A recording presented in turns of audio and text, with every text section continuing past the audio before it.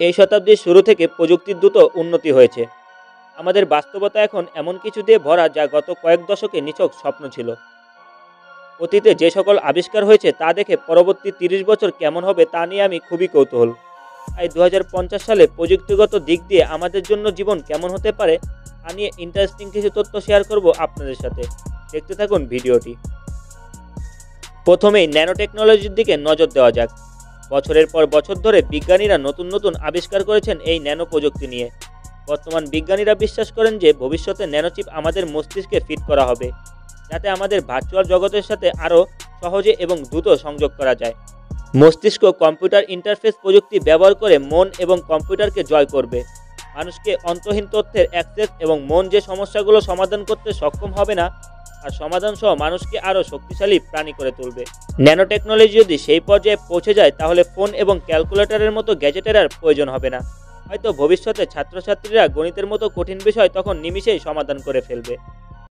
3D pin প্রযুক্তি পরবর্তী প্রযুক্তিগত অগ্রগতি যা আমাদের ভবিষ্যতে আশা করতে পারি তা হল 3D পিন প্রযুক্তির উত্থান। 3D পিন প্রযুক্তি ইতিমধ্যেই উন্নত, কিন্তু আমরা আশা করতে পারি এটি 2050 সালে আরও উন্নত হবে। এই মুহূর্তে আমাদের কাছে 3D প্রিন্ট করা বাড়ি থেকে শুরু করে অনেক কিছুই রয়েছে। ভবিষ্যতে হয়তোবা এমন একটা সময় আসবে যখন সবার কাছে 3D প্রিন্টার থাকবে এবং তারা বাড়িতে বসে নিজস্ব প্রয়োজনীয় জিনিসপত্র নিজেরাই বানিয়ে ফেলবে এই 3D প্রিন্টারের মাধ্যমে। এরপরে রয়েছে স্বচালিত গাড়ি।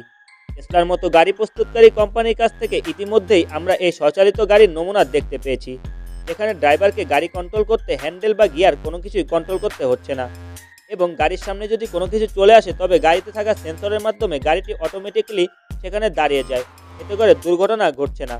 তবে এখন পর্যন্ত এই প্রযুক্তি 100% নির্ভুলভাবে পরিচালনা করা সম্ভব হচ্ছে না। তবে হয়তো আগামী 2050 সালের মধ্যে শুধু প্রাইভেট গাড়িই না, অন্য সকল ধরনের যানবাহনে হয়তো আমরা এই প্রযুক্তি দেখতে পারবো। এক্ষেত্রে একটা বেনিফিট পাওয়া যাবে, সেটা হচ্ছে দুর্ঘটনা অনেকটাই হ্রাস পাবে। আপনাদের কাছে কি মনে হয় এই প্রযুক্তি কতটা সাহায্য করবে পৃথিবীর মানুষকে?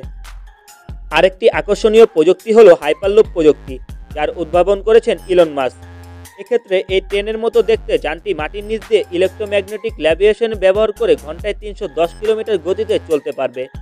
এই ইলেকট্রোম্যাগনেটিক প্রযুক্তি ব্যবহারের ফলে জ্বালানি অনেকটাই সাশ্রয় হবে এবং পরিবেশের ভারসাম্য বজায় থাকবে এবং এতে করে যানজট এড়ানো যাবে ও যে কোনো ধরনের দুর্ঘটনা থেকে সহজেই বাঁচা যাবে।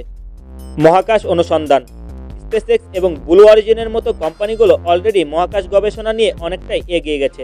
তারা চাচ্ছে মানুষকে চাঁদ এবং মঙ্গলে বসবাসের উপযোগী করে তুলতে। সে লক্ষ্যে তারা দ্রুত গতিতে কাজ চালিয়ে যাচ্ছে এবং হয়তো অদূর ভবিষ্যতে আমরা দেখতে পাবো মানুষ নিজেদের ছুটি কাটাতে মঙ্গল অথবা চাঁদে ঘুরতে যাবে।